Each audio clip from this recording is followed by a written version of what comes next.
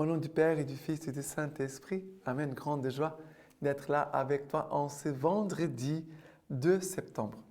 Et chaque vendredi, je te rappelle, jour de méditation de la Passion du Christ, même tu peux faire ton chemin de croix, méditer la Passion, faire des petits sacrifices pour les souffrants, pour ceux qui sont dans les grandes épreuves. On doit intercéder pour les souffrances dans le monde, surtout aussi pour ceux qui sont en milieu de guerres, de violences, des choses atroces, terribles. Nous devons demander la paix, et aussi surtout la paix pour notre pays, le Cameroun, mais aussi pour l'Ukraine, et pour que cette guerre puisse s'arrêter. La première lecture d'aujourd'hui, c'est 1 Corinthiens chapitre 4, à partir du verset 1. 1 Corinthiens 4, verset 1. Qu'on nous regarde donc comme des serviteurs du Christ et des entendants des mystères de Dieu. Or, si qu'en fin de compte on demande à des entendants, c'est que chacun soit trouvé fidèle. Pour moi, il m'emporte fort peu d'être jugé par vous ou par un tribunal humain. Bien plus, je ne me juge pas moi-même. Ma conscience, il est vrai, ne me reproche rien.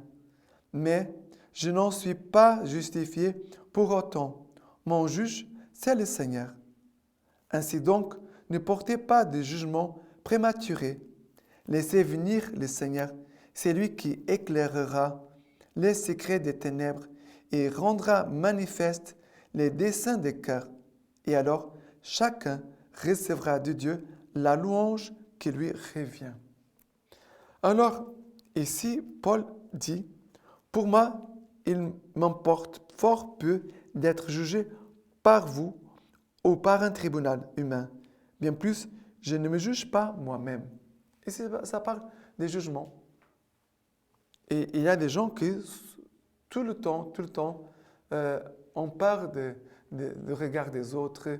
Est-ce que l'autre est en train de me reprocher? L'autre est en train de me juger? Et la personne qui vit comme ça, elle est dans un conflit intérieur, comme dans une guerre intérieure tout le temps. Parce qu'il croit toujours qu'il est en train d'être jugé, lui-même va juger les autres, il va se juger lui-même, il va se sentir jugé par Dieu, de la part de Dieu. Alors, c'est horrible. L'humilité nous aide à avoir un regard juste, parce que tu peux voir les faiblesses, même les choses qui ne sont pas correctes. Mais je n'entre pas dans un jugement. J'entre dans une intercession. Je commence à supplier le Seigneur. Seigneur, aie miséricorde. Seigneur, prends pitié de nos pécheurs, de mon frère qui fait telle bêtise, mais moi aussi que j'ai mes faiblesses. Seigneur, viens au secours de notre faiblesse. Mais ne pas entrer dans les jugements. Non. Et Paul dit, ma conscience, il est vrai, ne me reproche rien. Mon Dieu, c'est très fort. Que ta conscience ne te reproche rien. Mais je n'en suis pas justifié pour autant. Pourquoi Paul dit ça? Parce que qui nous justifie, c'est Jésus. Jésus en croix, Jésus sur la croix, c'est lui qui nous justifie. Parce que nous sommes tous des pécheurs. Les uns plus, d'autres moins, mais nous sommes tous des pauvres pécheurs. Nous sommes tous des pauvres pécheurs. Et il dit, mon juge, c'est le Seigneur. Parce que le Seigneur, lui, il va nous juger. C'est vrai. Mais ne sera pas comme le jugement des hommes. Car les hommes jugent beaucoup. Et souvent, ils vont juger d'une façon qui n'est pas juste. Alors, il dit, mon juge, c'est le Seigneur. Au soir de notre vie, nous serons jugés sur l'amour. Nous descendons de la croix. Ainsi donc, ne portez pas de jugement prématuré. C'est vrai qu'il y a des gens qui ont toujours un jugement presque dans leur bouche pour juger. Non, le Seigneur dit, arrête-toi de juger. Ne parle pas. Réfléchis d'abord. Prie d'abord avant de parler. Sinon, tu vas faire un mauvais jugement sur les personnes. Mais après, la parole que tu as fait sortir de ta bouche, après, tu ne pourras plus la retenir. Tu ne pourras plus l'arrêter. Parce que maintenant, tu as commencé à parler et la parole maintenant va se répandre partout. Et comme c'est triste, des calomnies, quand la personne dit des choses, des faux jugements sur les autres, c'est terrible. On doit demander au Seigneur de ne pas le faire. Seigneur, ferme ma bouche pour ne pas faire cela. Maintenant, les psaumes d'aujourd'hui, c'est le psaume 37. Le psaume 37 à partir du verset 3. Remets ton sort au Seigneur. Compte sur lui, il agira. Il produira ta justice comme le jour, comme les midis, ton droit. Compte sur lui, sur le Seigneur, il agira.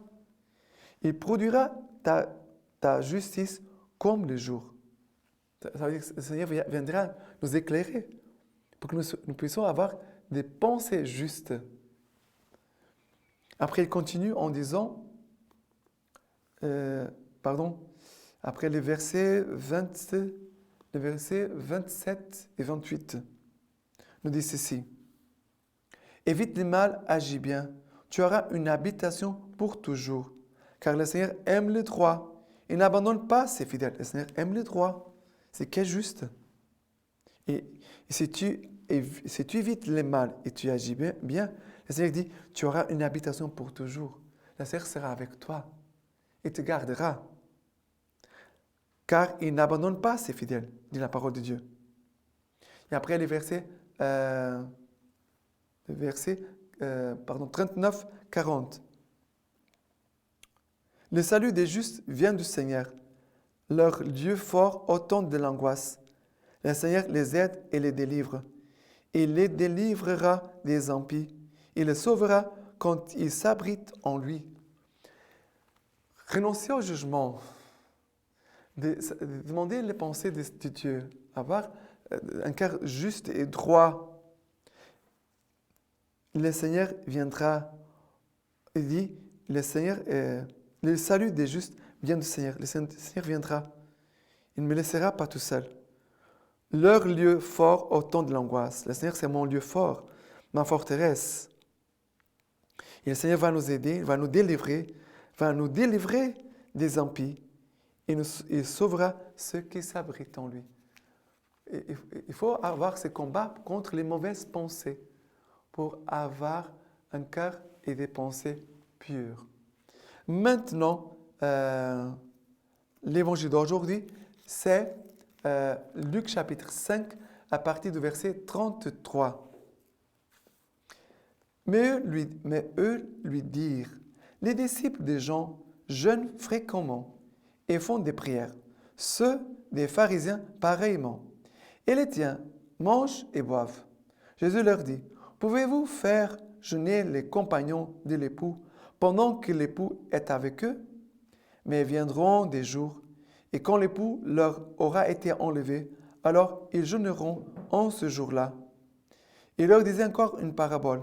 Personne ne déchire une pièce d'un vêtement neuf pour la rajouter à un vieux vêtement. Autrement, on aura déchiré le neuf, et la pièce prise en neuf jurera avec les vieux. Personne non plus ne met du vin nouveau dans des outres vieilles. Autrement, le vin nouveau fera éclater les outres, et il les répandra, et les outres seront perdues. Mais du vin nouveau, il le faut mettre en des outres neuves. Et personne, après avoir bu du vin vieux, n'en veut du nouveau. On dit en effet, c'est le vieux qui est bon. Alors, ce qui est bon, c'est mieux. Ça veut dire que ces vins vieux, c'est les vins qui passent par des épreuves au long du temps. Le vin nouveau, c'est tout frais, il vient d'être fait. Mais le vin vieux, ça veut dire qu'il a passé, il a du temps, des années. Ça veut dire que la personne doit durer. Il faut la persévérance. Il faut faire un chemin dans le temps. La grâce, elle s'acquiert dans le temps. Et c'est un travail dans le temps. Jésus, quand il a guéri les aveugles, ils marchaient et sur le chemin, ils vont être guéris. Ça veut dire que la grâce n'arrive pas au moment où ils étaient devant Jésus. C'est en faisant le chemin que la grâce s'accomplit dans leur vie. Mais ici, Jésus va dire vin nouveau dans des outres neufs. Et nous devons avoir un cœur purifié, un cœur propre, non pas sale. Et souvent, il y a des gens qui ne se confessent pas, qui ne demandent pas pardon, qui ne regrettent pas leurs péchés, qui n'ont pas l'humilité de demander pardon, ni à Dieu, ni aux hommes. Alors, ce cœur, il est sale. Il n'est pas un cœur nouveau pour avoir du vin nouveau. Mais il y a deux choses. Le vieux vin, c'est le meilleur. Ça veut dire de vivre, s'attacher à la grâce pendant le temps, persévérer, endurer, ne pas désister. La grâce s'acquiert dans le temps, dans la persévérance. Mais aussi en même temps, pour recevoir la grâce, il faut un cœur propre, pour que la grâce puisse entrer. Sinon, notre cœur est rempli de péchés et Dieu ne pourra pas entrer dans un cœur sale. Mais que les jeunes, ici, ils jeûnent, ils font des jeûnes. C'est un acte pour purifier. Jésus va dire, quand l'époux leur sera enlevé, ils vont jeûner. Ils vont jeûner. Et il y a des moments où peut-être la présence sensible de Dieu pourra nous être enlevée. Le goût de la foi peut disparaître. Qu'est-ce qu'on fait à ce moment-là? On va tout laisser tomber, on va abandonner l'Église, on va abandonner Dieu, on va laisser tout tomber, on ne va plus aller à l'Eucharistie. Non, c'est à ce moment-là qu'il faut aller à l'Eucharistie. C'est à ce moment-là qu'il faut prier. Et c'est à ce moment-là qu'il faut s'accrocher à Dieu. D'accord? Maintenant, la lecture patristique d'aujourd'hui, de ce vendredi. Saluons les grands. On ne peut en douter. Les pauvres obtiennent la vertu d'humilité plus facilement que les riches. Et comptent parmi leurs plus grands bénéfices ce qu'ils dépensent pour soulager la misère et la pleine peine d'autrui. Peu importe l'inégalité des ressources terrestres chez ceux qui sont égaux quant au bien spirituel. Ils ont suscité de nombreux imitateurs de leur foi, lorsque, dans la première génération de l'Église, tous les croyants n'avaient qu'un seul cœur et une seule âme. Qu'y a-t-il de plus sublime que cette humilité? Qu'y a-t-il de plus riche que cette pauvreté? Elle n'a pas les subsides de l'argent, mais les ressources de la nature. Cet homme que sa mère avait enfanté infirme, Pierre l'a guéri d'un mot.